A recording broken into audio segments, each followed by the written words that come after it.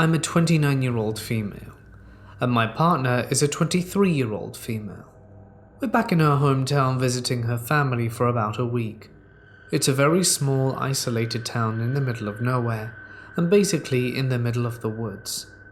While we were here, she wanted to meet up with an old high school friend who still lives in the area, Kyle. We met Kyle at the beach, and right away, he's acting super weird, making jokes that are highly inappropriate and unwelcome. Obviously, we're unfortunately used to this stuff to a certain extent, but coming from someone who was supposed to be her good friend, it was extra annoying. So me and my girlfriend were shooting each other panicked looks the whole time.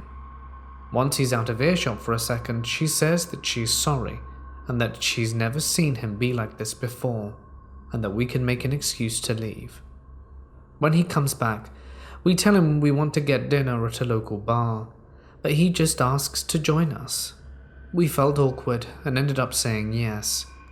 He says he doesn't know quite how to get there, so he followed us. We get there, order drinks and food, and then head out to the patio with the drinks. He makes a few more gross comments, but is generally being way more cool than normal than he was at the beach. We're smoking on the patio and just chilling.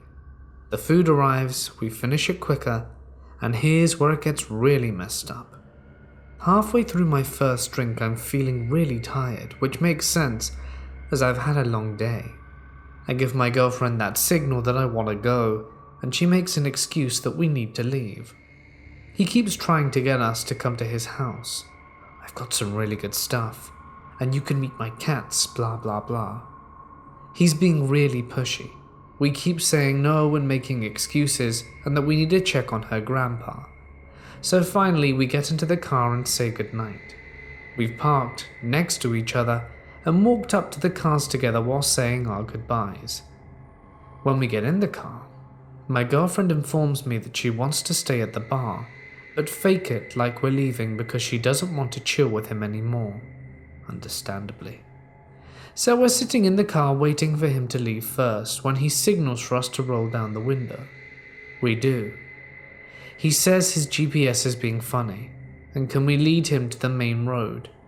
To be fair, we were in the middle of nowhere, so this didn't seem too outlandish, so obviously staying behind the bar was out at that point. In the car, we're talking about just how pushy he was being, and how she admits she feels strange driving right back to her grandparents' house. So we should drive into town until we lose him. He's behind us for a long time, even way after he should have gotten off his exit. We think it's weird, but aren't really sure what to do. Finally, we get onto a 2-lane road and he pulls up next to us and is waving a phone, which is clearly my girlfriend's phone, in the window. We pull over, he gives her the phone back, chats for a few seconds and then leaves in a hurry. Here's the part that makes my skin crawl. We knew she had her phone. I saw her put it in her fanny pack on the table along with my phone and a few other things a few minutes before we left the bar, as we were preparing to leave. She didn't take it back out. There's literally no way she could have left it at the bar. More importantly, he got into his car and left the bar at the same time as us, meaning he had to have already had the phone when we were leaving. It's not like we left the bar in the first place and he saw it was left on the table or something. He literally had to have been walking to the cars with us and calmly saying goodnight with the phone already in his possession. Now the kicker. Apparently, unbeknownst to me, my girlfriend has tasted a very weird bitter taste in her straw at the bar and was already suspicious, especially with how he'd been acting. This is why she wanted us to stay at the bar, to get away from him and stay in public where she felt safer. So when he walked up to the car to return her cell phone, she very casually and deliberately flashed the knife that she kept for protection in her jacket. I didn't know at the time that she had done this, so that's why he had left so quickly. Obviously, I was annoyed with her for not telling me her suspicions sooner, but she just didn't want me to panic. I'm really shaken up. A few things are clear though. He stole my girlfriend's phone, and it seems like he did that so we would be forced to pull over on a dark road in the middle of nowhere. He also ended the conversation and left when my girlfriend flashed her weapon, and they've been good friends for almost 10 years. If he wasn't planning on doing something malicious, I feel he would have acted confused about the weapon, or said something like, "Lol, what are you doing?" But instead he booked it, which tells me he knew exactly what she was doing, reacting to a threat and preparing to protect herself and me. Finally, he probably spiked our drinks. My girlfriend noticed a weird taste in her straw right away and chose not to finish her drink. I half finished mine and felt very tired. I don't know how he managed to nab the phone without us knowing or noticing. It doesn't really make sense, but he did. Me and my girlfriend both remember her putting it in the fanny pack perfectly. We also have no idea how he could have spiked our drinks unless he was working with the bartender, but we were the ones who suggested that bar. I don't know exactly how he did it, but I think I know why. And for that reason, my girlfriend's now ex-friend who made creepy comments and probably tried to spike our drinks and stole her phone in order to get us alone on a dark road. Let's not meet again. This happened to me a while back when I decided to go on another camping trip alone. I always liked camping alone. There's something serene and sobering about being isolated in the middle of the wilderness, and I always found it relaxing. So I planned out what trail I was going to take, packed my camping gear and a firearm for protection, and jumped into my truck. I get to this trail early in the morning and hike about 15 to 20 miles in until I find the right spot, and head off the trail to find a place to put my tent up. I stumble upon this nice-sized clearing and decide that it's a nice, beautiful spot to settle down. I'm exhausted at this point, but set up the tent at the southernmost edge of the clearing next to the tree line and manage to get a fire going. I roast some weenies and start to hear a sound in the distance underneath all the forest noise. It sounded like an animal, mostly like a deer with some lame leg, as it sounded like the animal was making a walking, dragging noise. I felt bad for the poor guy, but it was too far away and too dark, so I couldn't really go find it to put it out of its misery. Thinking nothing of it after that, and about to go eat my food. After I eat, I douse the fire and crawl into my tent and insert myself into my sleeping bag, and I decide that even at my exhausted and relaxed state I can't go to sleep. So I pull out a book I brought with me and start to read by the light of my lamp. Hours go by, then I hear that sound again, this time closer, right at the opposite side of the clearing. Surprised, I put my book down and listen to this animal drag across the clearing towards my tent. It's really loud at this point, and it now sounds like the hooves are all being heavily planted, with the dragging noise following seconds after, like the deer is dragging something along. It makes it to what I assume is about the middle of the clearing and stops. I hear nothing. No breathing. I mean, not a sound from this animal. I unzip the tent and look into the clearing. There's nothing but trees and darkness. What the hell? Unnerved at this point, I zip the tent back up and sit there listening for other noises. Nothing. Just the crickets and the breeze, and I decide that there are a lot of strange noises in the woods and try not to let it bother me. Besides, I had my firearm. I start to doze off when I hear men's laughter off in the distance to my right, then women's laughter and sticks snapping far off to the left. I'm up now, wondering what I am hearing, if it's real, and if it's just a product of me being half asleep. I hear more faint laughing from a couple of other directions, all different, old men, old women, and even children. And that confirms it's real. The noises are closing in. I grab my rifle, preparing to fire a warning shot in the air in case they come too close. Something about this laughter, how far in I was, the noise earlier, and the time of night told me that this was not just another family strolling through the woods. I was on edge enough already, but then I noticed that the wildlife was now dead quiet. Not even the wind was making a noise. I decided enough was enough. I unzipped the tent and fired a shot into the night. I sat there and surveyed the tree line, saw nothing, and listened intensely to my surroundings. No laughing and the forest sounds had returned. Relaxing just a bit, and figuring that I'd scared whatever the hell that was off, I sat down in my exhausted state and fell asleep. I wake up later in a cold sweat, racked with anxiety, and it was still dark outside. I immediately hear two people whispering not too far from my tent. Alert, I grab my firearm and listen to what they're saying. I can't make out much, but I hear something about being lost, so I shout, "Hey, who's there?" The voices fall silent again, so I shout out, "Are you guys lost? Who's there?" Suddenly a huge burst of flame, like a flamethrower, erupted from the middle of the clearing, which illuminated several silhouettes of people just standing around. In shock, I fire my weapon, blowing a hole in the front of my tent, and it goes dark. Without checking my surroundings, I get up, sprint out of my tent, making a hard left back to where the trail was, and I hiked until sunrise back to my truck, with my head over my shoulders the entire way. I never heard anyone follow me, never saw anyone or anything the whole way, but couldn't shake the feeling I was being watched.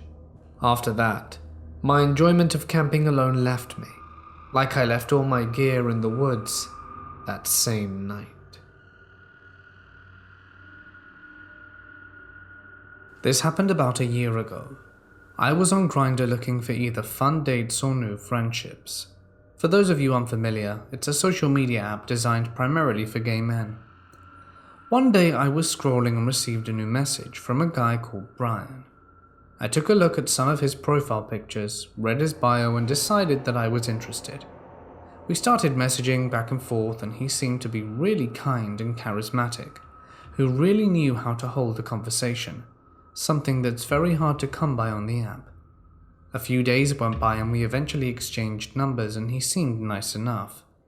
I wanted to see if he was a greater person as he was over text message, so I asked him if he wanted to go on a date with me, and he very happily agreed. So I scheduled a date with him. The plan was that I was going to first drive to his place, pick him up, and grab some lattes at my favorite local coffee shop. It was around 6 in the evening, and I was sending him a text message to tell him that I was leaving my house, to which he responded with a quaint, "I can't wait to meet you." I smiled at his supposed kindness. Then, in the middle of driving to his house, I received a phone conversation that goes like this. "Hey Brian, what's up? Hey, quick change of plans. I'm feeling tired and would rather not go out. Would you be okay at staying at my place? We can watch some shows and order takeout." I mean, that's not what I really had in mind. I'd like to go out and do things on the first date. "Oh, don't be such a buzzkill, just come over. I won't show you a bad time." As he spoke on the phone, I got a really strange feeling in my gut, like something was wrong about how he spoke to me. Before I met him, I had imagined his voice and inflections to sound a lot more light-hearted because of the way we messaged. It was very whimsical and fun, but over the phone, he spoke like he was in a hurry, perhaps slightly frantic. However, despite my feelings, I decided I would accept his offer. Perhaps he was just tired or stressed from the workday. I pulled into his driveway and he greeted me at his door. He looked like his picture, and he was very handsome. He was wearing fashionable glasses, and his dark, straight hair contrasted with his light skin. When we go inside, I was greeted by one of his roommates who was playing Dark Souls in the living room. I wanted to be polite, so I approached the roommate and introduced myself. I didn't want to come off as rude to Brian in case this date ended up going really well. While I'm talking with his roommate, Brian calls my name and beckons me to walk inside his bedroom. I politely excused myself and followed Brian into his room. When I walked inside, I saw something straight out of no sleep. Only this was right in front of me. There were candles lit all around, and when I got a closer look, I noticed there were several altars scattered across the room. Effigies of ancient-looking figures, animal bones, and jars with unidentifiable liquids inside them. Some sort of dagger next to a cat's skull. The whole shebang. I don't remember all the altars, but I remember a couple. One of them was on the floor, and there was a glass container that held some kind of yellow liquid, a round animal skull surrounding the container. Another altar was on a shelf next to his bed, and this one had a few candles surrounding some kind of doll with its eyes sewn shut and a hand missing. Now that one was super creepy and bizarre. A part of me was telling me to nope the hell out of there immediately, but I thought that maybe I was overreacting to someone's religious choice. I didn't know much about cult religions, so I didn't want to assume that this guy had any kind of malintent. Plus, I can be a little overreactive at times, so I decided that I was just gonna go along for the ride. When we walked into his room, I wanted to calm my nerves, and because I have a really curious mind, I decided to ask Brian about what the altars were for. He told me that he would tell me about them later. A weird response, but okay. I brushed it off, thinking that it might be just a bit eccentric. I can be a little weird too, so I tried to be empathetic and understanding. Then I point to one of the altars and ask about it. He frowns and scowls. "Don't touch that." His voice startled me. His intense inflections paired with his angry expression sent a lump straight to my throat, and I felt threatened. I was almost 4 feet away from the altar, not even close to touching it, and yet he yelled at me like a father yelling at his kid to stop messing around at church. I was confused, and thinking I had done something wrong, I apologized. In the blink of an eye, his scowl turned to a smile, and he kindly invited me to sit with him to watch a show. What really weirded me out was the fact that his smile kind of felt genuine. He had gotten angry, but all of a sudden he didn't care, and served me up a really kind disposition. I was unsure how to process with everything that had just happened, so I decided to sit down with him. He seemed to be acting pretty normal once this ordeal had happened, and we started to talk about ourselves. After some time, he became really sweet and soft-spoken, similar to how we were over messages, and we were able to share some stories about our lives. It was starting to feel like it was an actual date, and my nerves subsided a bit, and I was probably just overthinking everything. He then turns on his TV. Now, mind you, I was still a little freaked out by his random outbursts, so I was on guard. So I offered to invite his roommate to come and hang out with us. Brian's roommate seemed like an old average Joe when I met him, and I just wanted someone else to be there to act like a buffer. I wanted to see how he would act around other people, but when I gave him my idea, he immediately shuts me down, and his personality switched from easygoing to stressed and angry. He started cussing out his roommate to join me, making it clear that he absolutely hated him. The switch was jarring. I also started to panic. Then he changed the subject and began to talk about me. He said that he found me really attractive, and in the process his fingers started to graze my thigh. I needed a second to collect myself though, so I excused myself to get some water. When I stood up, he immediately slapped my butt and told me not to take too long. I walked out, closed the door behind me, and started to make my way for the kitchen. I was hoping to chat with his roommate, to see if I could ask him about Brian, but he was asleep on the living room couch, so I made a beeline to the cabinets and searched for a cup. I thought about walking out and driving home because I didn't appreciate his sudden touchiness, but I started getting paranoid. He had all those altars, and he didn't tell me what the altars were for. I've seen some horror films about the occult, and I truly had no idea what this guy was capable of. Yes, he was sweet at times, but he was showing me some really aggressive behavior. Who's to say that this guy isn't able to put some kind of voodoo curse on me? Dramatic, I know, but you can never really be sure. So I grabbed my water and cautiously head back to his room. So when I walked back inside, I saw him sitting on the couch with his legs crisscrossed and his eyes closed. When I approached him, I saw his mouth moving but didn't hear anything coming from it. Weirded out, I called his name, but he didn't respond. Strange.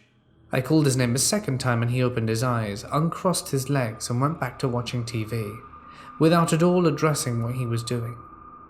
What the hell? I was getting really worried, but I did what I could to keep my cool. I didn't want to do anything to upset him or make him lose his cool. I sat next to him on the couch and we started talking. Once again, he was completely normal, unnervingly normal.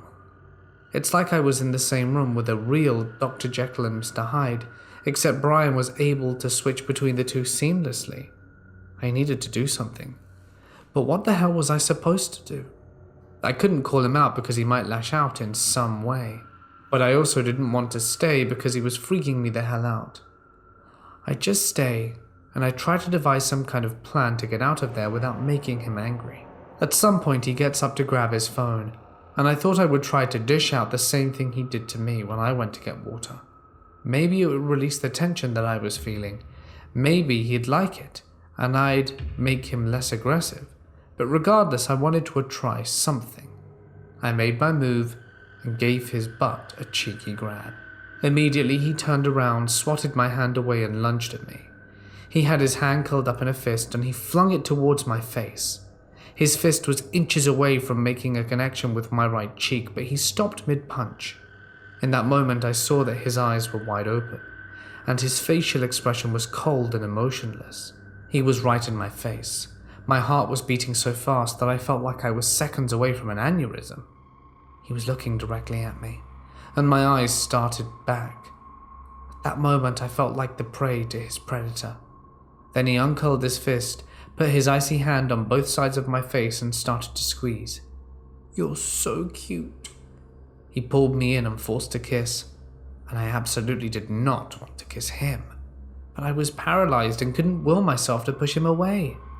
His words were patronizing, sort of like he was talking to a dog, and it felt even more like this because he had just scrunched my face against his. I felt disgusted kissing someone who had almost punched me in the face, but there was nothing I could do in that moment. I didn't want to risk annoying him. He slowly pulled away, giving me another sweet smile and sat down pretending that nothing had happened, just started staring at the TV. I was over this completely. His behavior was becoming more erratic and more unpredictable. His room was creepy as hell, and he clearly had associations with the occult, and frankly he was scaring me. I eventually decided that I just would rather deal with the voodoo-looking altars later than stay in his house and have to put up with the immediate danger. So I snapped myself out of the anxiety-induced trance, stood up and told him that I was starting to get sick and that I wanted to go home. He got angry and tried to convince me to stay the night, but I gathered my courage and insisted that it was time for me to go. He begrudgingly let me leave, but it was clear that my decision pissed him off. But I didn't care anymore. I said my goodbyes and told him that I'd messaged him later. No way, I thought to myself. I got in my car and drove home shaking and sweating. I felt relieved to get out of there, but nervous that he might try to do something. The uncertainty of it all is what truly shakes me up, but thankfully no actual harm came to me. Who knows what could have happened if I'd have stayed though.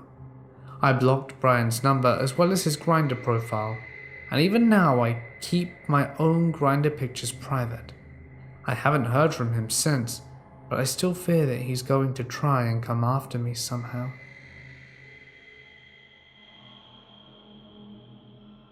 This encounter happened a year ago at my university.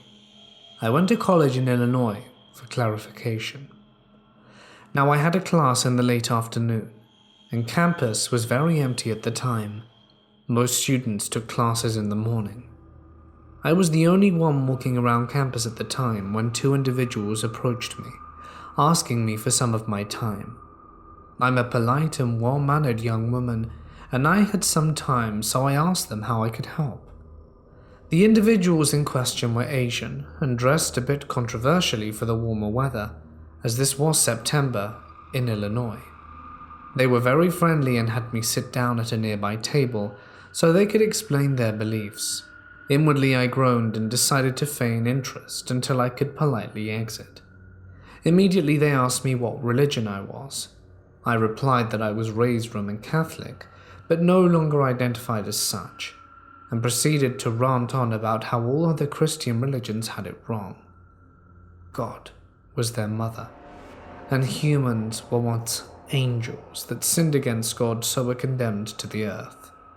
The way these individuals spoke set me on edge, and I quickly said I had to go because class was starting soon. Here's where it gets a bit creepy. They got up and started to follow me into the lecture hall, still talking about God, the mother, and how they could help me come to the true church. This was a small lecture hall on the edge of campus, and was only used for my class during this time of day. I was half an hour early, so I feared it was just these evangelists and myself in an isolated building. I should also mention this building got very spotty cell reception, so calling the police or campus security would be an issue. I quickly walked to my classroom, determined to lock myself in. Thankfully, my professor was early and saw how disturbed I was and began yelling at my trackers that if they didn't leave, they would call campus security. That frightened them and they took off. My professor used the class phone to reach the student center and have campus security take a statement from me and escort me to my car. I've had other more creepy and harrowing encounters in my life, but something about those two people really disturbed me. It was the fanaticism in their eyes when they were speaking to me that was so frightening. After doing some research, I have discovered that these individuals were most likely from the World Mission Society Church of God. The sect was created in South Korea in the 60s and believes that their founder was Christ. I shared my experience with some friends at a party, and another girl spoke to me saying she has been approached by people saying the same thing. Another girl at the party overheard us and said her roommate had spoken about something similar. A week later, my sorority sister and her girlfriend were also targeted by this group. Since then, no one has seen them on campus. Truly, I have no problem with religion, but there have been accusations of this group being a cult and invading college campuses and speaking to young women in order to grow their numbers. Suffice to say, I was extremely frightened by them. I have since graduated and hope they never return. Thank you for taking the time to listening to my story, and if anyone has had similar encounters, I'd love to hear them. Please feel free to share.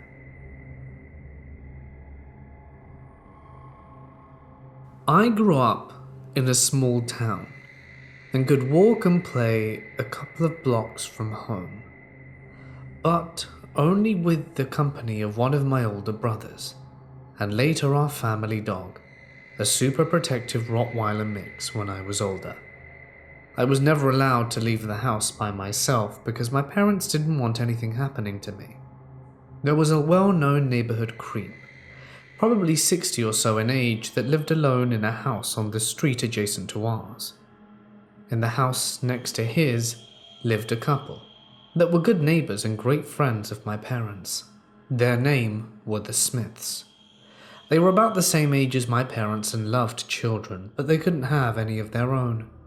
My parents had 7 biological kids and 4 non-biological. I was the youngest. There were a few incidents where I remember running into the neighborhood creep. One being when I was at the corner of the gas station with one of my brothers when he came up behind me and smelled my hair and told my brother that I was cute. Another time when I was riding with my dad in his truck and the guy flagged down my dad and asked him if I was my dad's wife, and I was 10 at the time. He was a major creep, but there is one incident that will always stick with me. Me and my siblings would occasionally go over to the Smiths' house because they were really nice, loved us, and would let us swim in their pool as we didn't have one. They would also pay us for doing small odd jobs. They sometimes would watch me for my parents, as most of my siblings were teenagers with a lot of extracurricular activities. One day, my brother and I went over to the Smith's house. My brother was in charge of watching me that day, and Mr. Smith offered my brother some money to help him move some stuff out of the front of their house for a yard sale, and to help them sell things. While the yard sale was going on, I was sitting on their front porch playing with my Barbie doll. A few people had come and gone. My brother and Mr. Smith went inside to go through more things to sell, and Mrs. Smith was busy trying to help someone to buy things. Then came along neighborhood creep. He looks around a bit, trying to seem interested in buying stuff, then came up to me, bent down, touched my hair and said, "How much for you?" I was incredibly shy as a child, and occasionally burst into tears even when someone waved at me that was unfamiliar. The man literally made me pee my pants. I immediately started crying and screaming repeatedly for my brother. Mr. Smith and my brother came running out, and all I remember was my brother picking me up and carrying me home, while Mr. Smith tried to figure out what happened. This happened when I was around 17 years old, and is still happening now. At 17, I felt lost in the world and stuck in a job I disliked, with work colleagues that didn't like me. This had to do with my accent, as I was quite well spoken, so they thought I was a rich kid. It all started on a Friday after work. The factory I worked in had half day on Fridays, so I would spend the rest of the day wandering around the city I lived in. It had been a tough day of relentless mocking, and I was reaching my breaking point. I went around the city looking for a new job. I visited the police recruitment center, the Army, Navy and Air Force centers, and even the International Red Cross. I just wanted to get away from it all. After a few hours, I had a bag full of career pamphlets and still no idea what to do with my life. I turned a corner and immediately saw a sign sitting in front of me. I can remember it so vividly. It said, "Free personality test. Are you curious about yourself? Come in." I then looked up at the building, and in a big fancy sign outside it said the Church of Scientology. Now before I continue, yes, I already knew about Scientology. However, I had a morbid curiosity about it. I'd heard all the horror stories and goings-on inside the church, but Tom Cruise was my favorite actor, and he seemed to have his life sorted out pretty good. My famous last words right there. So I went inside. I was immediately greeted by a very nice lady. She asked me how I was doing and what she could do for me today. I asked if I could speak to someone about the church and the personality test. She smiled and said, "I would be happy to. Please take a seat and I will get you someone to speak to." After a minute, I was introduced to an older man called Alan. He was the head of my city's Scientology center. Alan took me to a small room to talk privately. When we entered, I immediately noticed the large picture of L. Ron Hubbard on the wall. We sat down and genially had a nice talk. I told him about how I was unhappy about where my life was going, and told him how I wanted to leave plus all the troubles I was having at work. He seemed genuinely concerned for me and felt like he wanted to help. After a while of talking, I agreed to do the personality test. He gave me the test and left the room, saying to give the test to the receptionist after I had finished. 2 hours later, I was done. No joke, that's really how long it took. It was around 500 questions about anything and everything. I handed it to the receptionist, and she told me it would take some time to process. In the meantime, Alan had told her to take me to their private cinema and show me a film. I thought it was just going to be some old room in the back with a TV on the wall, but no. They did indeed have a private cinema that could seat nearly 50 people and had a very large screen in the front. It did feel a bit weird just being by myself in a cinema owned by Scientology, but I bet that hasn't happened to many people. Or maybe it has. Anyway, I sat down and they played me the film. It was about 30 minutes long and consisted of a narrator explaining those strange feelings you sometimes get, with some mediocre acting following along. I remember a section of how much you doubt yourself, knowing you have locked a door, but going back to check multiple times. At one point the film showed how a past event that happened to your mother while she was pregnant with you could affect your life in a negative way. Example, your mother was sick on a flight, so you're scared of flying. I also vaguely remember something about rotten eggs and how such an event involving them can hurt you. I know it sounds absurd, but in some way the film really made sense to me. When the film was over, I was taken to Alan's office and he told me my results. He told me I was extremely depressed, one of the most unmotivated people he had ever met, lacking cognitive thinking, and I was a waste of talent. Now this made me very upset, but Alan said he could help me. He gave me about 4 books and a DVD, told me to read the books and watch the film before my course. What course? I asked. And Alan explained he'd sign me up to do a course at the center. He convinced me that if I didn't do the course, my life would soon spiral out of control. He made me hand over quite a lot of money for the course and said I would receive an email about the course, which was in a month's time. I left the center, ran home, and immediately started reading the books I was given. This happened all over the weekend. I basically locked myself in my room and did nothing but read and reread those books and watch the DVDs over and over again. Over the next week, I began taking notes about myself and my family. I emailed Alan with questions and concerns and started resenting my mother for my life. I began to think she was the problem, that everything bad that has happened to me was the result of her. I started to treat her badly, swearing at her, and did the best I could to ignore her. When I emailed Alan about my mother, he told me that if she was the catalyst for my problems, then maybe I should consider disconnecting from her, and I took that seriously. I made plans to totally leave her out my life. A week before my course, I developed some kind of God complex towards everyone around me. What I read in those books told me what I could become. I saw everyone in my family as below me, and I really became a truly spiteful person. Just days before my course, I was confronted by my mother and father. They said they were concerned about me, and they searched my room. My dad took out all of my Scientology books and the DVDs. I was outraged. I screamed and cursed at my parents. I said horrible, wicked things to them and told them I was going to leave and how I never wanted to see them again. Hours of arguing back and forth, tears and crying. However, in the end, they did convince me that the church was a bad place. They said if I was so miserable at work, I should have told them, and that is true. To this day, I can't believe I didn't say anything to them. Instead, I went to Scientology. That night, after the arguing had stopped, they sat me down and comforted me. I really couldn't believe it.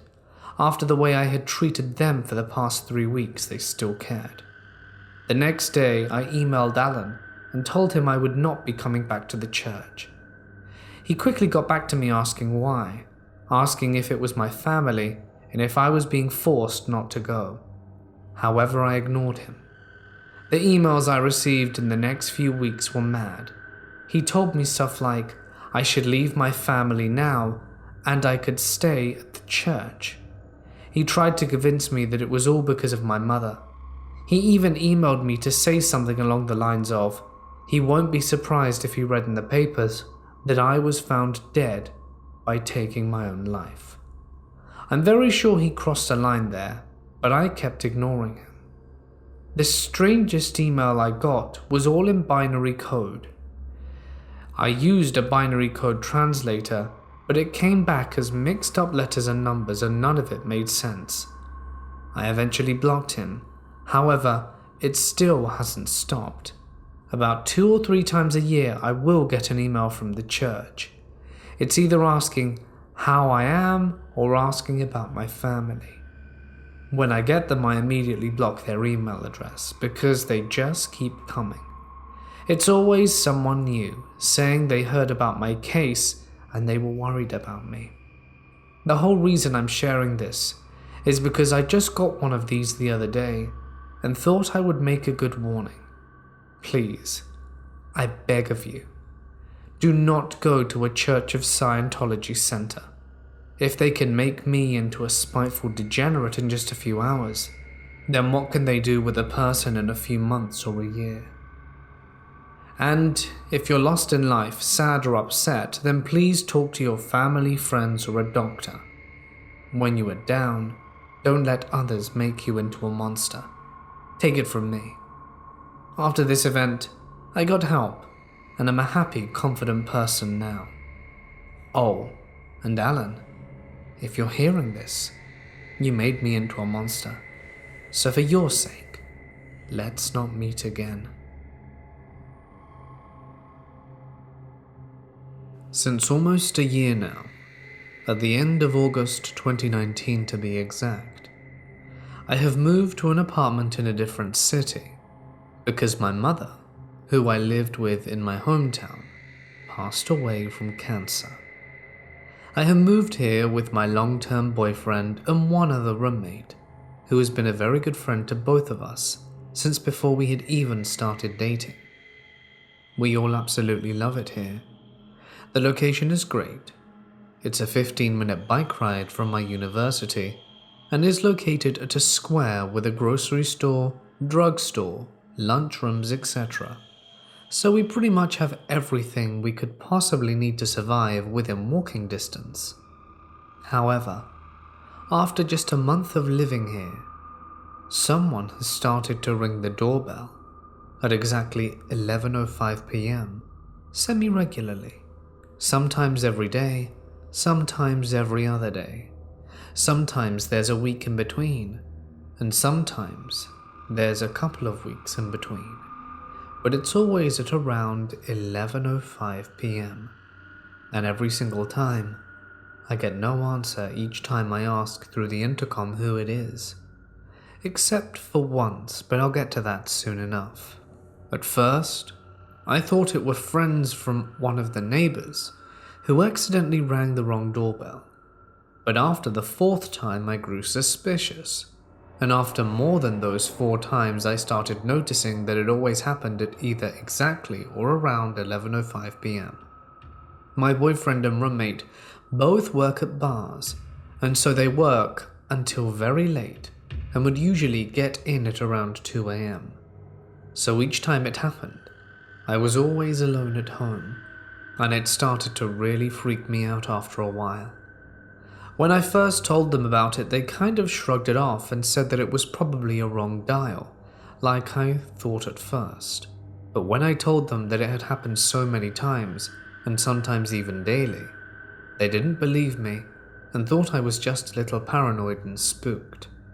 However, one night when the doorbell rang again, and I answered the intercom asking who it was, I heard very heavy breathing. I was thoroughly spooked at that moment. I was again home alone and kept asking who they were and what they wanted. I couldn't make out from the breathing if it was a man or woman, but I heard a strange mumbling and then it was dead silent, as they had appeared to have left. I had put my apartment door on a double lock after that. I was so scared and spooked out, and thankfully my roommate got home a little earlier that night, around 30 minutes after the doorbell rang, and he could tell how upset I was.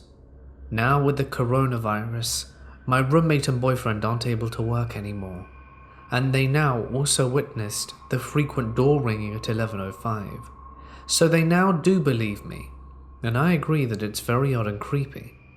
We have a balcony that looks down to where our apartment building's main front door is, but because there's also a shop right underneath us that always has those curtain/roof things out, the view to the door is partially obscured. Every time our doorbell rang, me, my boyfriend and roommate would go to the balcony to see if we could see anyone, but we never could. I have also asked my neighbors from my apartment if their doorbell also gets rang so often, but the ones that I asked said it never happened to them. So 2 weeks ago, my roommate decides to do some investigating and went outside our apartment building at 11 p.m. He stands across the street and pretended to have a smoke while keeping an eye on the door. He said he saw a man who looked kind of suspicious wandering around our apartment building, who slowed down his pace significantly as soon as he approached our door. But when he spotted my roommate looking at him, he quickly walked away. We aren't certain if this is the door ringer, but it certainly was very suspicious. Our doorbell hasn't been rung at night since that day, and I'm hoping that maybe it will stop now. But there is a possibility that it will start again in the next few weeks. If this keeps up, I will contact the police about it. I've been planning to ask more neighbors from other apartments next to ours if this is also happening to them. If it doesn't, I will call the cops. I however doubt that they'll do anything right now, since the coronavirus and all. The police will only respond to serious crimes or immediate threatening situations. In any case, creepy guy, let's not meet again. This was started in January of 2019. For some background context, I'm a young gay man living in a very populated city, so weird things are bound to happen, especially when using the gay dating app Grindr. I'm sure you've all heard of it. When this started, I was living in a biggish city in northern Florida, but had plans to move the next week. My 2 friends had come down to celebrate my moving away, and also one of their birthdays. We hung out in my city for a day and then drove to Miami together. It was a lot of fun for the most part, but this story begins on the last day of my vacationing there. We were at a brunch place preparing to say goodbye to the city and drive back home so that I could pack my things and relocate to where I live now. And I received a notification from Grindr saying that I had received a new message. I opened it up, and the message simply said hi. It was from a blank profile, and it said it was sent using a feature called Explore, meaning the person wasn't local to Miami but lived elsewhere. I replied, not minding the faceless profile, because a lot of men on the app are not open with their sexuality, and might not want to take the risk of people in their actual life finding out about them. We make small talk, exchange names and such, and he seemed like a really nice person. He eventually sent me a picture of him, and he was very attractive looking. He asked me for my number, and I was so flustered by Miami and saying goodbye to our temporary friends that I just gave it to him without thinking about what could come of it, and I regret this dearly. We messaged each other over the next few days, and things seemed pretty normal. We talked a lot, just casual chit-chat, asking about careers, goals, etc. Nothing strange. And then I noticed a notification from the Cash App that I had received $100 from a random username I didn't recognize. The memo was an eggplant emoji, gross, and I was so confused I started texting my friends, telling them how a random person had just accidentally sent me $100, and how he'd have to keep sending me more in order to ask me to return it, because you can only communicate with someone on the app if it's included in a payment. We got a laugh out of this, and I decided to just return the money because I would be really upset if I was on the other end of the equation and had just sent a gracious amount of money to someone random by accident. Before I was able to do that though, my new Grindr friend texted me and said, "Don't ask me for any more, that's all I can give you. I will block you if you ask me to send you more." I was so confused. I never asked this man for money. I've no idea how he even got my Cash App username. I know you can look people up using their phone numbers, but I hadn't even linked my new phone number to the app yet. I replied, asking him how he got my information, but he wouldn't say anything about it. I guess I just dropped it because free money, and I'm an idiot for that. Time goes on and things are getting a little weird between our messages. He begins asking me to send him pictures of my feet, which in of itself isn't weird. I don't like to kink shame, but something just felt very off about him at this point. It's as if I were talking to a new person. I tell him that he needs to calm down a bit, and that this was getting uncomfortable for me, to which he agrees. Time goes by and eventually he insinuates that I should move back to Florida, to the city where he was located, so that he could take care of me. I firmly decline, to which he says, "Well, then I'll have to come to you." At this point my alarm bells are going off and I'm thinking, I've got to put an end to this. I don't reply right away anymore, and he tells me he's always wanted to come to where I currently live. I didn't even know how he knew that. I didn't give him any of my social media, and even if I had, there's no way he could have known because I intentionally withheld any information online about me relocating, as I was tired of everyone knowing my business. I've always had my location on Grindr set to off, so he couldn't see where I was or even how many miles away from him. I told him at that point he needs to leave me alone and that I didn't wish to talk to him. I didn't block him though, because I was starting to get paranoid and wanted to have a record of the things he would continue to say in case things got weird, which of course they did. First, he told me he was sorry for lying and sent me a few pictures of what he actually looked like. I hate to sound like a jerk, but something was seriously off with the way this person looked. Almost every picture had a very big, disturbing and ecstatic smile, and big wide eyes staring directly at the camera, very close up. He was probably in his 30s and looked like he didn't take care of himself very well. His skin was uneven and grey, and he had a short beard that looked like it hadn't been maintained at all, if that makes any sense. One of them looks like it might have just been an accident because his face was blurry, and he was angry and just staring into the camera with a hateful, evil expression on his face. He also sent me a picture of his mouth, but only his big smile. Nothing else was in it. There were pictures of his apartment as well. It looked almost empty, other than a small table with a photograph of unknown people in it. Also, a fire hydrant was there. It was all very weird. I didn't reply to these, and that just resulted in a string of angry texts from him, telling me he wished he'd never met me and that he hates me.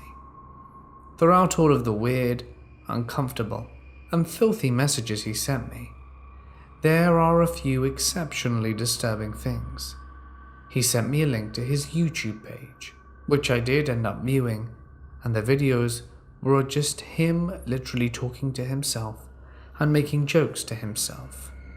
There were over 10 videos of them, and I was the first viewer, although they'd been up for months. If that wasn't weird enough, whenever he would pause in between sentences in these videos, I could hear faintly in the background what sounded like someone's muffled screaming, and every so often, after hearing the screaming, I would hear him try to hold back a very high-pitched, sinister laugh that sounded nothing like him. I could tell from the sound quality that it was something this man was producing and not a bystander. I also don't think he has many friends. Most of the videos have since been deleted, and I don't know why. I write poetry, and at some point he was begging me to send him my poetry. He also sent me a link to his WordPress, which I also viewed, and the poems were somehow actually very well written, like extremely beautiful poems, but I realized that the things he was saying in them made absolutely no sense. I tried analyzing them anyway. I could because I was trying to figure out what was wrong with this guy, and none of them made sense. He would randomly send me small amounts of money on the app, I guess in an attempt to get me to talk to him. Fast forward a little bit. The timeline, bear in mind, is slightly messy because this was just constant stress on me, and I was still receiving messages from him every 10 minutes that I wasn't replying to. These were weird. Here are what some of them said. "Did you block me? You want to put me out your life? That's fine. but it's an irreversible decision. When you push me out of your life, you don't get me back. When you feel dumb about it later, and you will. I am the best thing that's happened to you in years. It's a privilege you know me. You want to clear a space out for someone more deserving because you're an uppity little so-and-so? No problem. You're not getting rid of me. Stuff like that. I withheld some of the more vile and descriptive ones because it said what he would do to me, and because I didn't like to read or think about them. He would also reply to his own texts almost instantly and apologize for what he said and told me, please don't go and things like that. I finally broke down and told one of my best friends about this, who is also gay, but very muscular and protective of me. I don't know, he just makes me feel safe somehow, and I didn't know who else to tell. He immediately got really mad and took my phone and called him. Best friend told him aggressively that he was my boyfriend, which makes no sense because I wouldn't be on Grindr if I had a boyfriend, and that creepy Grindr guy needs to stop reaching out. The Grindr guy is silent, and then suddenly starts hysterically laughing and making the most inhumane, awful noise I've ever heard, speaking sentences that were English but with words that didn't make any sense when put together. This creeped us out. The look on my friend's face still gives me chills. He never gets uncomfortable, but he was just staring at me with this blank expression, and it was in this moment I realized that I should have just blocked this man as soon as I realized something was off. I didn't know what to do, I guess. After the call, he messaged me a bunch of horrible things, and then says sorry, and this is a cycle of about 15 minutes until he sends me this. The private Facebook messages you may see were all written before our conversation via text and phone tonight, so naturally disregard them. I blocked him. I have no idea what he was on about with the Facebook thing. I looked and couldn't find anything. This final exchange happened about a month and a half ago. I thought this was the end until about 2 weeks ago. I was exploring a nearby large city, and there are loads of big cities around me, and I'm basically in the middle of them, with that same best friend. We're walking out of a museum, and I see someone that looked very familiar leaning against a cement wall to the left of the big stairs that was the entry to the museum. He was staring at us, but I couldn't make anything out about it. I ignored it, and we hopped on the bus to take us to a nearby restaurant for lunch. It wasn't until we got to the restaurant that I realized who this man was. It was him, the creepy Grindr guy. I'm sure of it. I have no idea how he knew where I was, but I knew he traveled over 1,000 miles to come to the area I was living in. I didn't mention it to my friend because I'm seriously creeped out, but I think I'm going to tell him when we hang out again, because I don't want anything to happen to him either. Luckily, I'm moving again in a few weeks, this time very, very far away, and I'm considering taking all of this to the police, but I don't really have many options. This has seriously been the most uncomfortable experience of my entire life. I'm a 16-year-old teen at the time, bright-eyed and bushy-tailed, attending my first folk festival with a friend and her family. I am a totally naive girl, completely smitten with the whole hippie thing, thinking I'm so evolved and edgy, like everyone else there. Cringe.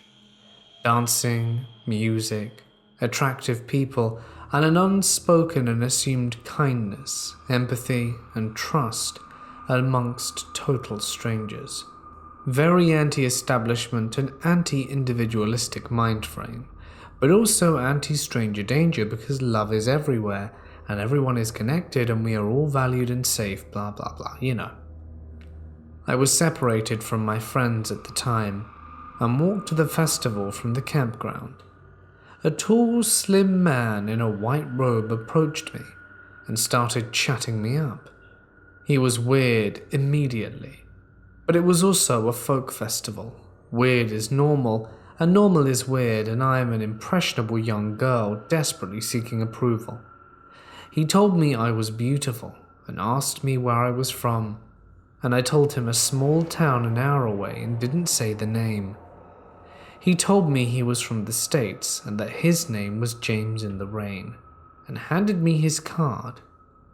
In the event that I'd be interested in attending another festival that he put on in his own community. I took the card and carried on. The festival ends, and 4 days after I've been at home. I'm working slicing meat in a deli, and James in the Rain enters the store. He immediately noticed the wristband still on my wrist and says, "You're the young girl from the festival." He continues to talk to me, doesn't buy anything, and even follows me up to the cash register to talk to me about random things while I'm trying to serve another customer. At this point, I'm scared and creeped out and really just want him to leave. He wouldn't leave until I gave him a hug, and I gave him one just so that he would leave me alone, and he left. Later I told my mum what happened. She looked him up on Google and turns out this guy is part of some commune called the Rainbow People, who recruit young women and brainwash them into leaving their families, force them to cut off all ties with their world, and join their community in the mountains.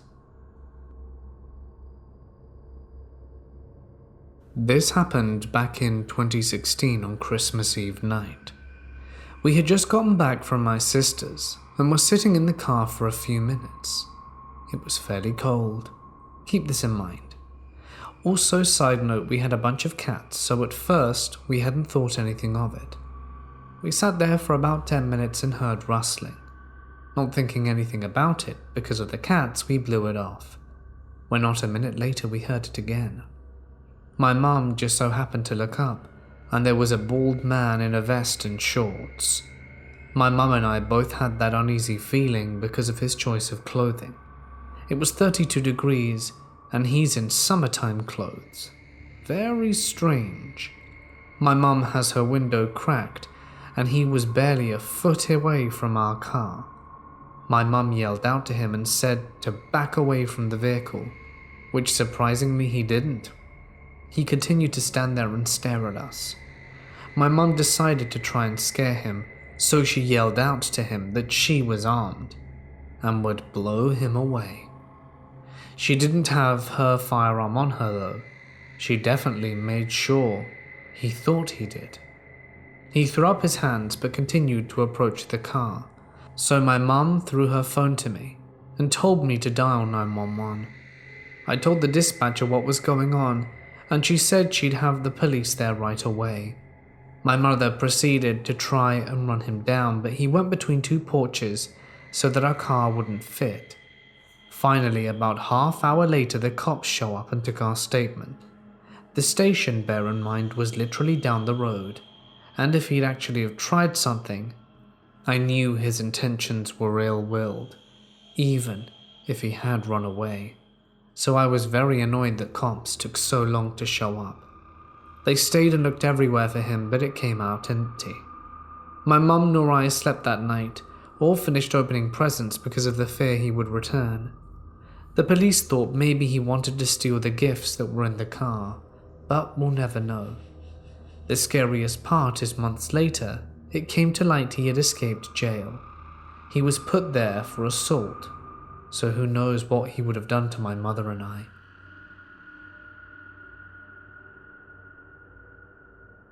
My friend and I were discussing scary things we've seen in the woods, and he told me a story that happened to his friend. So this guy was with 5 of his friends and were spending a few days in a cabin, hunting and trapping. They were not drunk, but had had a few beers to unwind one night. So one of them goes out to the outhouse to use the restroom, and he swears that off in the woods he hears the faint sound of drum beating. So he finishes in the outhouse and goes to the cabin and tells his friends to come check it out. So they all grab their respective weapons and walk out the ridge their cabin was on and down to the hollow behind it and back up the other side. It was a pretty rocky area, so the sound traveled far, and they could all tell that it was just over the hill where the sound was coming from. So 5 of them spread out about 50 feet apart and walk up to the top. They couldn't see down because of all the laurel bush around them, so the 5 of them wait, and one of them sneaked down through it to see what it was. When he got there, he stood and watched for about 30 seconds to a minute, before he turned around and went to his friends as fast as he could, telling them he saw evil and they had to get the hell out of there right now. All he would tell them is that he saw a bunch of naked people dancing around in a circle, chanting in some strange language. He never told them about everything he saw. The guy who told my friend this story was one of the guys who was hunting back then, and didn't ever see what truly happened. I have an 100-pound German Shepherd who's pretty friendly. So while walking him in my neighborhood one day, this guy comes running up to me and accuses me of being a cop because I have such a large cop-like dog. Not realizing the level of crazy I was about to be exposed to, I politely said no and continued to walk my dog. This continued to escalate over the next few weeks. Every time I saw this guy, he would accuse me of being a cop, following behind me and constantly babbling about he knew I was there to take his stash, and if I just would follow him into his house, he would show them to me. Then one day I start to notice he apparently is now camping out all night long in the playground outside my house, while swinging a sock with a rock in it. At this point I had called the cops, and they told me there was nothing they could do. It only got worse after that. Every time I left my house to go to my car, which was parked out in front of my house, he would come running from the playground or from the front stoop of his house screaming that he knew I was a cop, and that I couldn't catch him. So I called the cops again. They came out to talk to the family and said he apparently is very disturbed and there isn't anything they can do. The final straw was when he decided to yell veiled death threats into his cell phone while running to beat me to my car while I left for work one day. When I told the cops and told them about the death threats, they showed up in force, arrested him, as apparently he was wanted for various things. Let me start off by saying that I'm a single gay guy, so naturally I use apps like Grindr and Growler. Well, one night I got a message on Grindr from a guy called B-Boy, saying how he sees me all the time, which was kind of creepy to begin with since the profile picture was just a tongue sticking out and no noticeable features. 2 days later, I got another message asking if I smoked the green stuff, to which I replied sometimes, and he invited me over to his apartment in our complex to smoke, to which I accepted. Everything started off innocent enough, conversation, smoking, though he seemed like he was already high before I got there, judging by how he was giggling at everything I said. And as the night goes on, he tells me that I need to take the green stuff because it was mine, that I told him to buy it for me, which I didn't, and argued the fact that he offered, that no mention of buying ever occurred, so just shut him down and told him that I would give him $40 the next day after work. Later that night after I left, he proceeds to message me that I need to give him the money or he's going to bring it over, or to my job. Again, I told him I'd bring it over the 40 the next day, and this continued several times the next day while I was at work, and by now he's getting on my nerves. Meanwhile, I tell him that I can't have the green, nor do I want it, and to just give it to someone else. So after work I get the money he's asking for. He tells me that I have to help him pay for his traffic ticket that he got because he went to give me the green and got pulled over for not using a signal. So now he's telling me I have to give him $160 because he can't have a ticket because he's trying to get custody of his kids, which, looking on it, I doubt was even a factor. So I get another $140 to give him, but now the traffic ticket has gone up to $200, which sends up red flags, and I told him I couldn't or wouldn't pay for it. To be perfectly clear, I'm not giving him money to help him out, but out of self-defense to get him away from me, since I didn't know what to expect just in case he was dangerous. I had to backpedal my steps and tell him I lied about where I lived and worked just so that he wouldn't get them involved. but truthfully I was just glad I never gave him my name or got his. So he didn't have much to go on besides my physical description.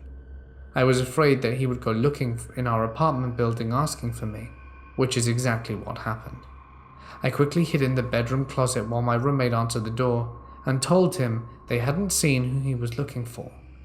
I quickly called my boss and told him in a very condensed version what had happened, and told him if someone comes looking for me who doesn't know my name, just what I look like, that I don't work there and that they don't know me.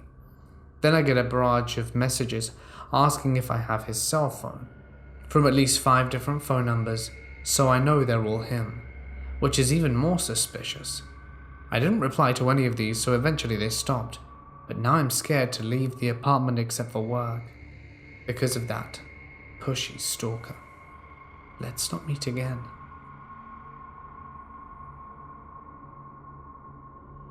As a child, think kindergarten age, I loved to talk.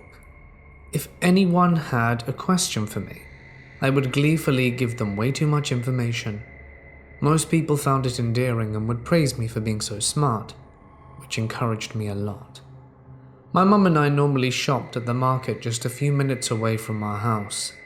My mum had been shopping there for 20-some years at that point, and I was friends with most of the workers, so I was friendly with them too, and, as always, was happy to talk to them.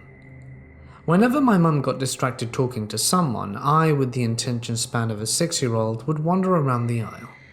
My mum would keep an eye to make sure I didn't get too far, but if she was distracted, one of the employees would usually be around and gently guide me back over. One day though, we went to a different market that I couldn't remember having been to before, and we didn't go back to for nearly a decade. We were walking around the aisles when my mum ran into her friend.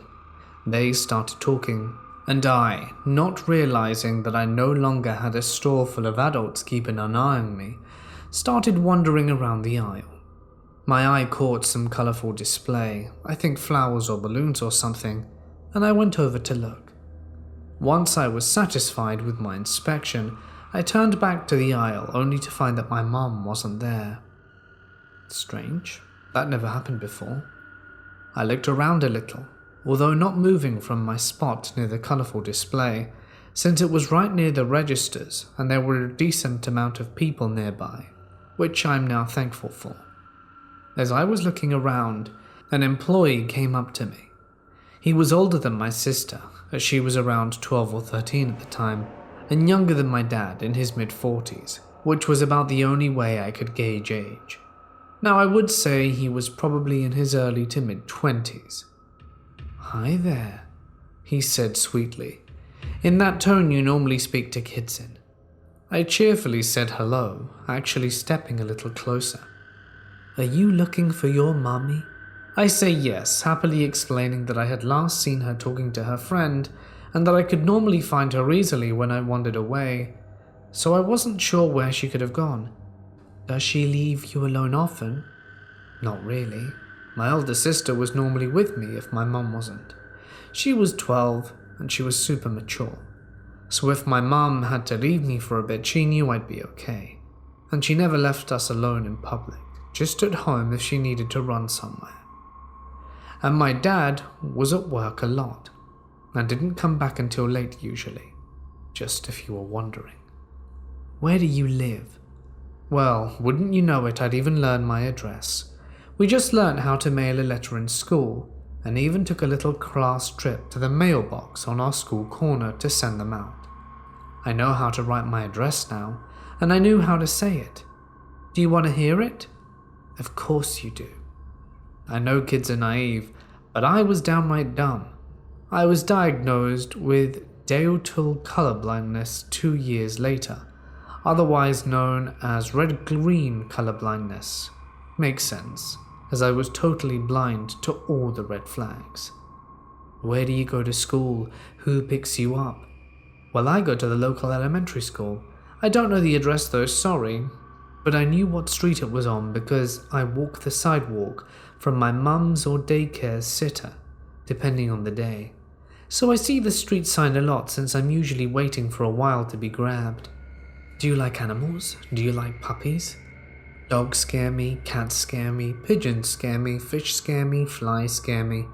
You know what doesn't scare me though? Turtles. I have 5.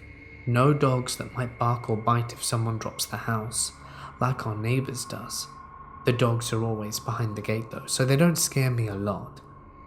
I'd only been a few minutes since I last saw my mum, even with how much information I was dumping, as I was a fast talker.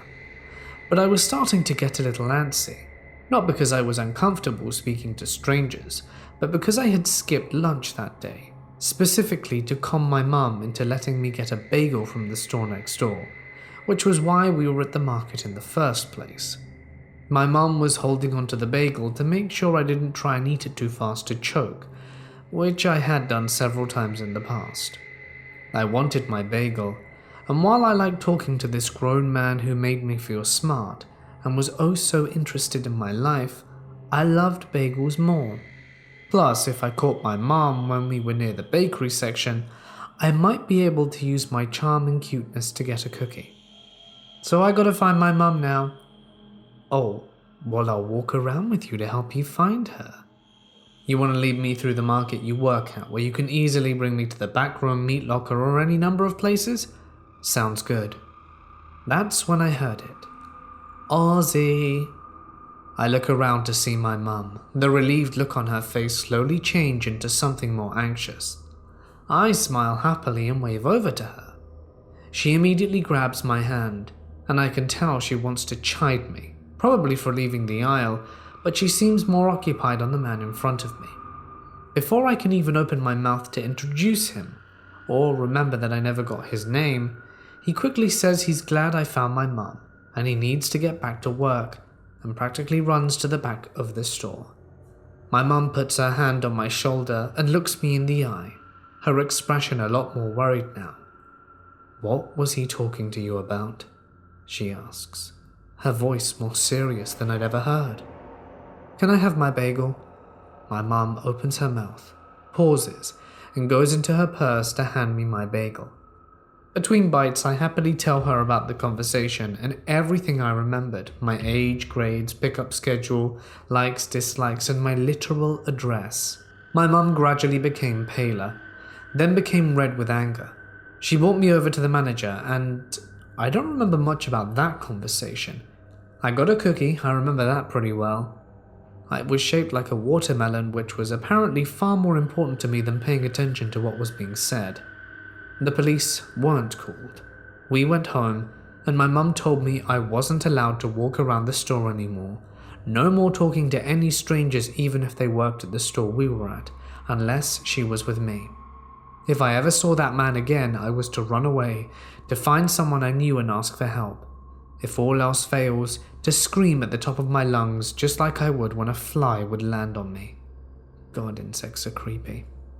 I agreed pleasantly, not really fazed by anything she said, and I know that some people are bad, but bad people look bad, right?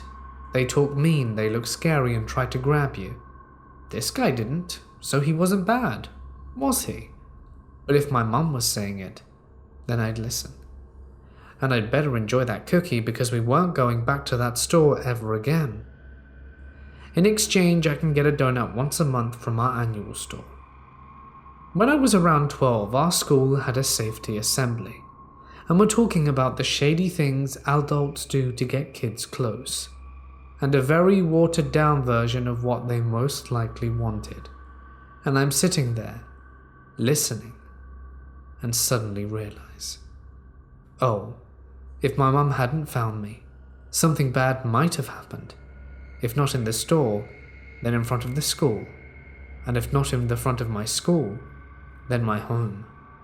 A little over a decade later, and I've never seen the man again. Let's keep it that way.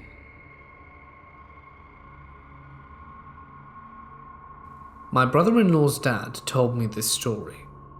In his home country back in the 70s, as he was walking on the street, he was robbed, jumped, and left for dead. He didn't remember what happened once he hit the floor, but remembers waking up in a random home being helped by an older man. The man helping him out identified as a pastor or priest. He was very weak and was told to stay inside the home. It was big enough for him to walk around, but they wanted him to stay inside the room so that he could get better. He would black out at times and fall asleep. On the second day, he felt so much better that he wakes up and starts exploring the home. He couldn't see the man, so he randomly kept walking around. He found a hallway, and at the end of the hallway there was a curtain placed on the wall so that it would seem like it was a dead end or a window. He didn't see any natural light coming from the top edge or bottom edge, as one would expect with curtains, so he opened the curtains to reveal a guy in a very bad state. And he saw the room was full of satanic and evil symbols. As soon as he saw that, he ran out the door and left that place. He does recall that when he was blacking out throughout the day, he would hear voices speaking in an unknown language, kind of like what cult members do.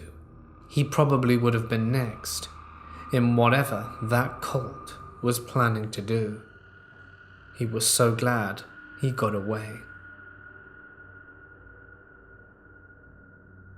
I'm a 22-year-old female, and this happened back when I was around 14. I was a freshman in high school, and I lived in Georgia. Every year in the fall, the fair comes to town.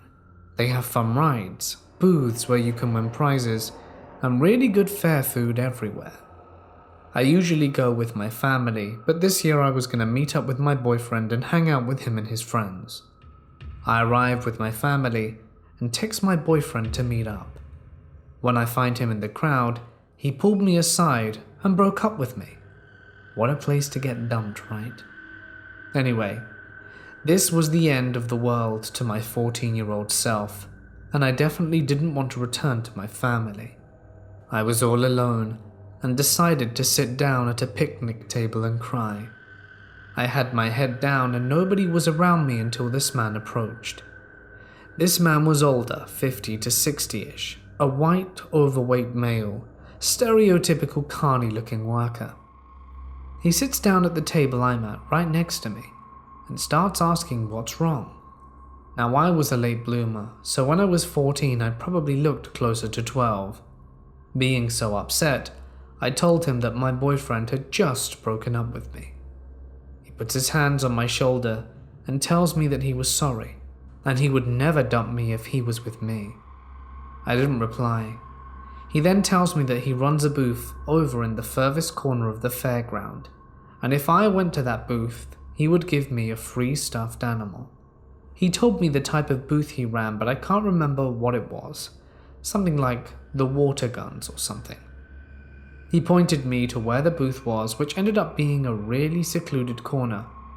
I said thanks, and that I might find him later. He exits.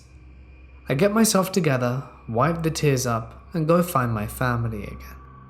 We had a systematic way of going to every part of the fair to make sure that we got a good chance to ride everything. I walk around the entire fairground looking at every booth, especially the water gun one, and I never saw him. He was definitely not working one of them, because I would have seen his face and remembered him. I really wanted a stuffed animal, so I was disappointed that I never did find him. I never told my mum about it because I was really embarrassed to be dumped at the fair. Looking back on it now, I realized the dangerous situation that it could have led to. This man tried to lure me to a secluded corner of the fair to do God knows what. I'm glad I never got to see him. Back in 2015, I studied abroad in Japan for a semester. I made some great friends during my program, some of which I still chat to this day. I was with my friend Rick in the heart of the Tokyo subway station. He and I are both quite proficient in Japanese, so we were able to find our way around fairly easily. At the time this happened, we were looking at a map and trying to figure out the best route to our next destination. Apparently we looked lost. Rick was pointing on the map and suddenly two middle-aged women politely interrupted us. Our following conversation was all in Japanese, but I'm obviously going to share it in English here. The first woman asked if we were lost, and if we needed help. Rick replied no, and that we were in fact fine, that we were just trying to get to a particular location, and that we have our route planned out. She replied by saying that we shouldn't take that route. It isn't the best way. Interested in saving time and money, Rick and I inquired about the better route, and this is where it starts to get weird. The woman pointed to a location where we would get off. I thought it was strange because all the stops on the map were marked with a dot. There was clearly no dot where she was pointing to. That stop didn't exist. I gave Rick a look, and his face showed me he understood. While we were trying to figure this out, the woman suddenly says, "Would you like to make some Japanese memories? We can take you there." I thought the phrase was odd, but that they were probably going to recommend a tourist site or something. She pointed at a place on the map that did indeed have a stop, but was over 1 hour away in the middle of nowhere. We said we were all set and just wanted to get to our destination. That's when she said, "Oh, come to the shrine, make some Japanese memories. Come worship Jesus. It would be such a shame to waste this time." The exact phrase used was "mottainai," if you're curious. I thought shrine in the middle of nowhere and Jesus, this doesn't sound good. We indicated with regret that we wouldn't and began to walk away. As we started quickly in the opposite direction, they called after us louder and louder saying, "What a waste. You should come worship Jesus at the shrine. Take pictures, it's such a shame, such a waste."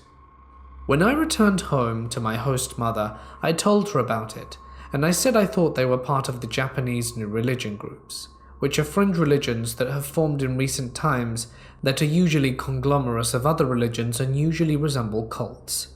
She gravely agreed. To this day I have no idea what would have happened had we gone. Not that I think logically we would have ever have made that decision. Perhaps they were trying to recruit us to their religion. Maybe they really did just want us to take pictures, which I doubt. Or perhaps there was something more sinister at work. But I will never know because I don't have the slightest idea of what their new religion was. But I can't think of anything good happening at a shrine in the middle of nowhere, with 2 foreigners who were lured out.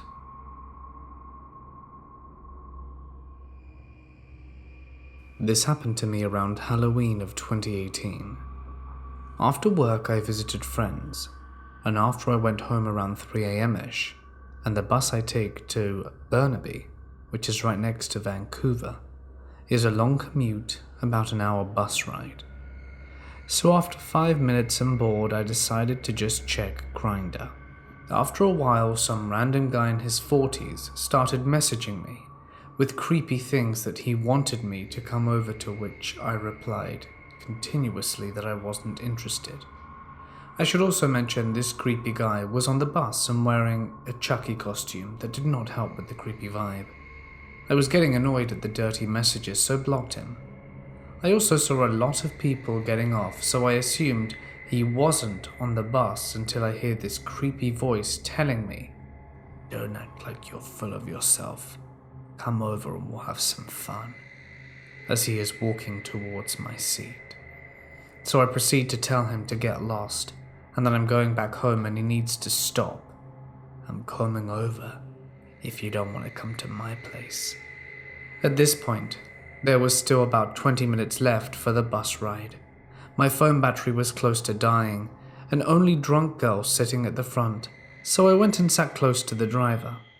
Stupid me should have texted the transit police or said something to the driver, but the guy kept staring over and winking at me. When the bus came to a stop, I thought to myself that the nightmare was over, but to my surprise, the creepy guy got off at the same time and asked, "So what's the plan, cutie?" I tried checking my phone and it was dead, and the bus stop is literally by a golf course in the middle of nowhere. I told the guy to go home and leave me alone. He didn't. He was following me, constantly saying dirty things, and I felt the guy trying to keep with my pace and felt his hand touching my shoulder, to which my response was scream to leave me alone, and threw him a branch and ran as fast as I could until I got home. This was a good scare for the Halloween season, but creepy dude, Let's not meet again.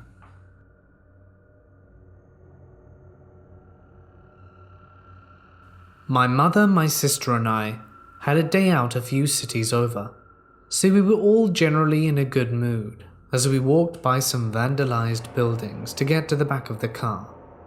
I think I may have been the one to spot him first. As far as I can remember, he was the only other person around aside from our group. He was dressed for the weather in shorts and a short-sleeved shirt and appeared normal. But after he caught sight of us, he almost immediately changed his trajectory towards us.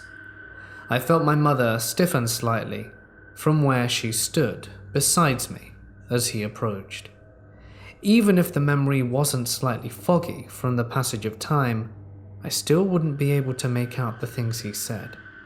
As far as I could tell, he was shouting something about God at my mother before demanding to know if those girls were Catholics. My mother pushed us away from him slightly and stuttered out a response, clearly blindsided by the random question. My sister looked confused but stayed silent, and I took the opportunity to move slightly to the side so that there was more distance between me and this random guy who had shouted about God in my mother's face. The guy then shoved a small package into my sister and mother's hands while ignoring me completely. He shouted something like, "That's the word of the Lord on those leaflets there. You better read them, or I'll end you both." At that point, I was considering decking him in the face because he had shoved his own face way down close to my sister's to be any sort of comfortable. But my mother pushed her even further back while she hastily voiced her agreement. Seeming satisfied, the man walked off, but not before shouting more random things into my mother's face. She nodded and agreed with whatever he was saying, and as soon as he was out of sight, she placed a hand on both our backs and hurried us along.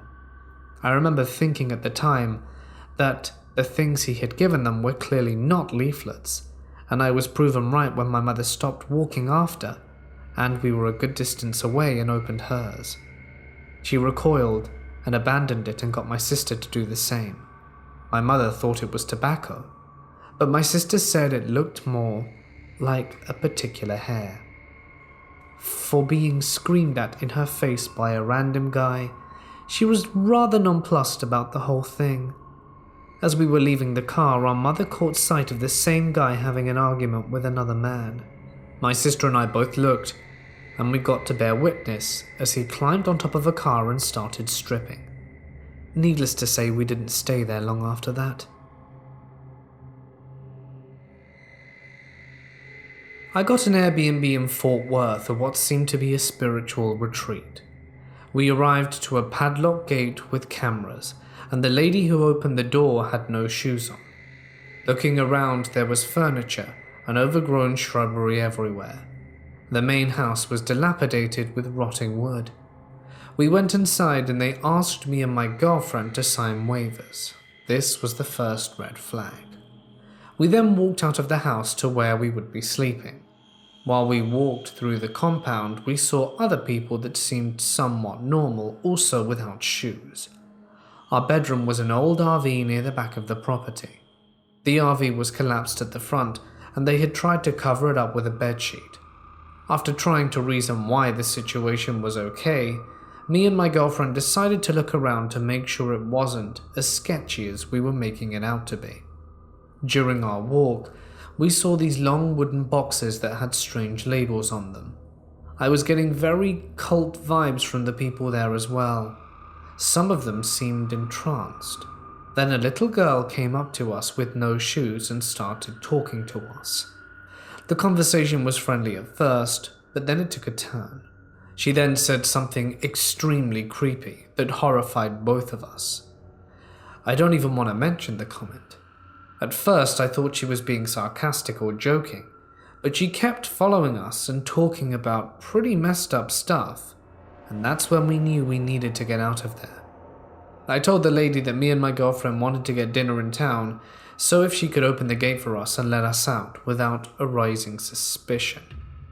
Later on, I saw the main guy I met at the Airbnb on the Flat Earth Convention video by All Gas No Brakes on YouTube.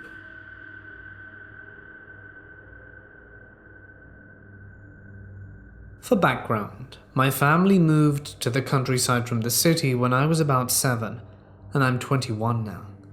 Both my parents had grown up in the suburbs and had lived in the capital of our state for about 10 years before we moved. It definitely took us some time to get used to the train tracks that ran by our house, the wild animals, the weird but kind neighbors, and the odd visitors. Another thing is that you have to get off the main road and turn onto a long gravel driveway to get to our house. We can see the entire length of driveway from certain points in our yard, which is about 3 acres. A few years after we moved, my dad got a promotion at work, and as a result started to get conferences and business trips that lasted from a few days to weeks, at least a few times a year.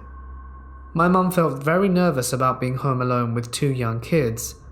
I was 10 and my brother was 6, so we decided to get a dog.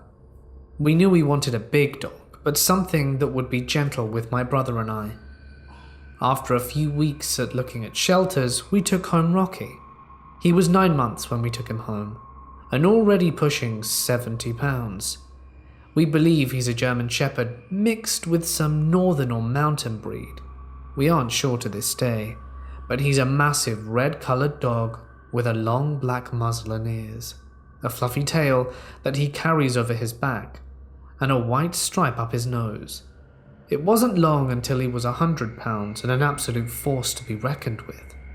Even though he was very gentle with both my brother and I, loved our cats and was a big ball of joy to be around anyone we brought into the house, he tended to be very territorial and aggressive with other dogs and very protective of us, especially of my mum and I.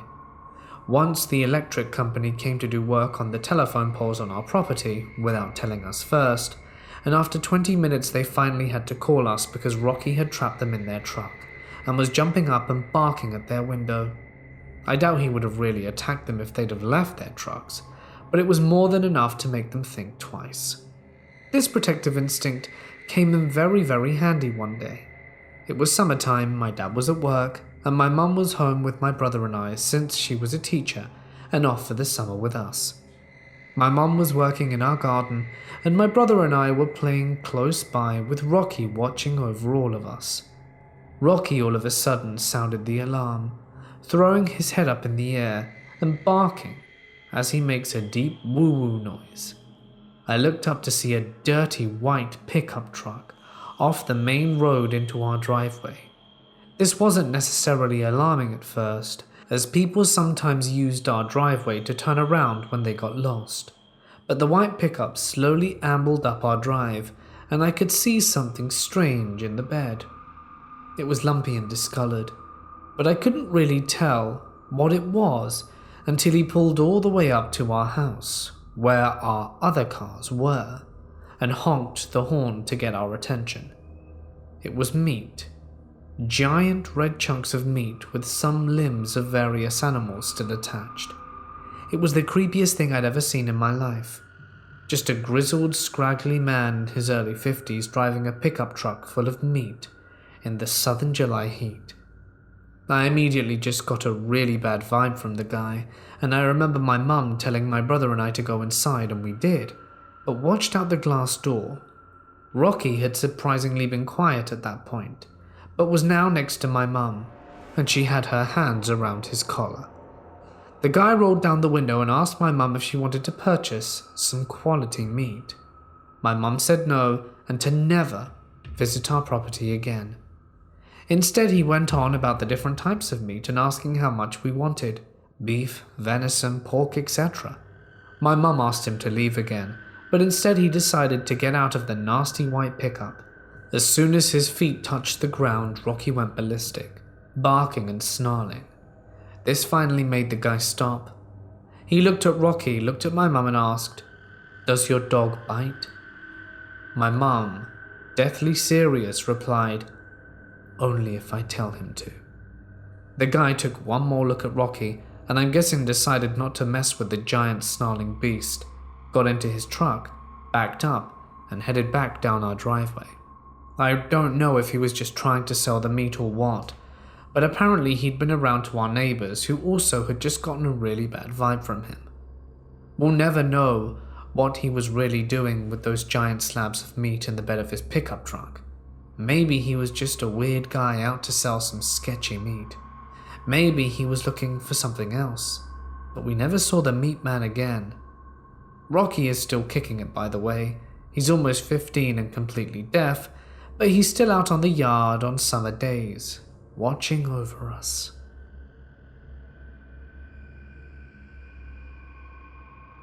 Many people may think that the following story isn't true, but I've got my best friend as a witness. The following events happened. This was a few years ago when I was 13. I'm 5'7", weigh about 125 pounds, so I'm on the small side, but usually carry pepper spray and another form of protection with me. I'm embarrassed to say though, in the excitement of exploration with my best friend, I forgot both of these things. I love to explore and travel, especially in places I'm not allowed. So when I moved in, of course, one of the first places I explored were the train tracks. So I had my best friend come over one day to explore the neighborhood with me, and we decided the train tracks were a perfect place to explore. We were walking for an hour or two, but it was still light outside, and we had passed a small neighborhood street, and we felt safe enough. But when I turned around to throw a stick, I saw 5 hooded figures following us about 200 feet away. I tried to pretend I hadn't seen them, and calmly told my best friend. We decided to look at them straight on and see what they would do. Once we looked at them, they stopped. So did my friend and I, and we stared at each other for a few seconds. Finally, they made their move. 3 of them went left and 2 of them went right. We heard the sound of loud and fast footsteps, so we finally snapped out of our trance and ran as quickly as we could. We were both cross-country runners, and were being held together by adrenaline, so we were going as fast as we had ever gone. Because I had explored on those same tracks alone a few days ago, I knew that if we ran about half a mile more, we would be on a bridge above another small neighborhood, and we somehow made it. We weren't sure if we were still being followed or not, but out of fear we jumped 10 feet down and kept running deep into the neighborhood until we finally saw other people. Then slowly we walked home, shaking and exhausted. Looking back now, I regret not telling my parents, but I was scared they wouldn't let me go out exploring anymore, and I never went back on those train tracks again. Where I work, it's hard to avoid people. My job is to document everyone else's work by taking photos, so a lot of people know me generally as the blonde photo girl. While shooting an event a few months ago, I found myself talking to a group of people about hobbies. I, being the anime trash that I am, mentioned conventions. This one small creepy stashed dude got all excited and said he's going to Comic-Con. I thought he was talking about the official ones, so I asked, NYC or San Diego?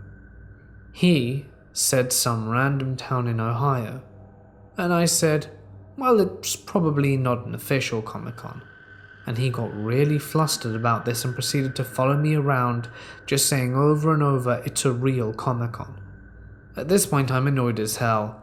I'm getting the vibes that 1, he's a creep, and 2, he's just using this as an excuse to follow me around. I tell him, hey, this conversation was over when I walked away. Why are you still hung up on it? He looked so butthurt, and he said, but it was Comic-Con. Cue earlier this week. During a break, a friend and I did a little PS Vita game trading. When we were wrapping things up, I noticed the same freaking kid at another table watching. I barely think of it, and stand up and say bye to my friend. That kid had stood up too, and walked slowly to the vending machines which I had to pass by to get to my workspace. By the time I was nearing him, he was idly standing in front of a machine, just glancing at me in the machine, not moving to buy anything either. I thought, oh great, let me guess he's gonna follow me. And I tested this by going to the store past the vending machine and down some stairs. Lo and behold, 5 seconds later he's following, and since there are no jackets allowed in store, I set this empty soda can down that I had from earlier on the ground so that I can take off my coat. He meagerly offers, "I think they have a garbage bag in the store," and I reply with a little attitude, "Duh, there's a trash can in there." And here's where I finally decide to vent and tell him how creepy it was that he'd followed me. "I didn't follow you," he says with the guiltiest look on his face. I shut him down, and I was like, "Yeah, sure, I'm gonna go now." That was the last thing I said, and then I was done with that guy. I really hope he doesn't decide to pester me anymore. Creep.